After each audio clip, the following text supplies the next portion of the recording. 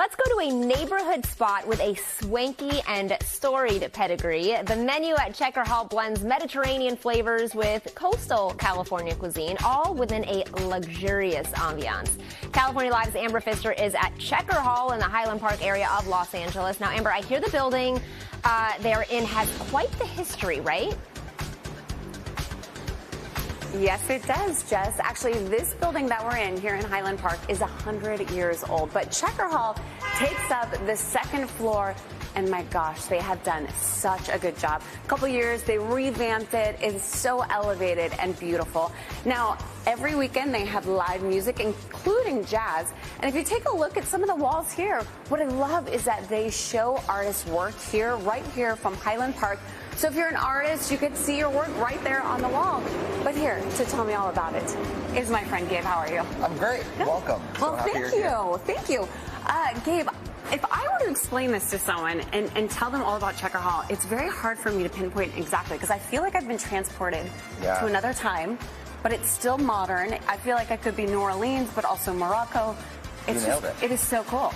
You nailed it. Yeah. Timely, but timeless. Exactly. Playful, fun, kind of maximalist. We want to leave a lasting impression and create memories here. Absolutely. And if someone were to be coming, if they're traveling to LA and you want to take your friends, like this is a place that's going to make them feel almost weirdly at home, like you're at your grandma's house, but also like a vibe. Like it's very cool. And you'll also, of course, have this beautiful patio too. Yeah, we really are a neighborhood for the restaurant. Yeah. So it's vibrant, it's happening. You can feel the energy every night. When the sun goes down, the room comes alive.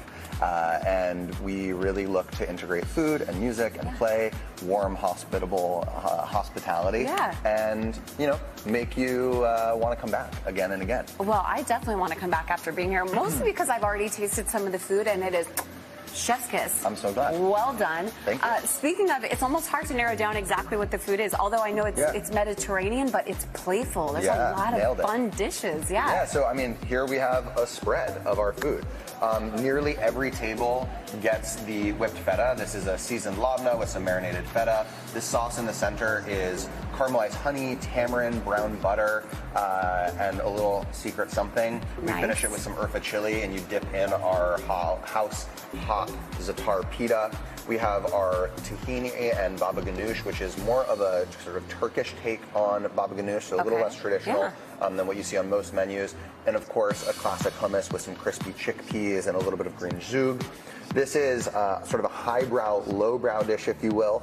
So I like to consider it an adult chicken finger. It's our chicken schnitzel. We bread it with sesame seeds and a spiced panko, and then we glaze it with our house-made sort of spiced honey. It comes with an herb salad and a citrus slaw, 3 different dipping sauces, so you can kind of like build your own adventure. And then, of course, we have our Japanese yams, which have been roasted, sliced, fried, glazed, crisp, sauce with an ahi verde, topped with hazelnuts, harissa oil, and some chives. And we have, a roasted carrot dish with labna and pumpkin seed brittle. So really, we want to build like big, bold flavors, very vegetable-centric, using food as sort of a tool for health, but also for connectivity and enjoyment.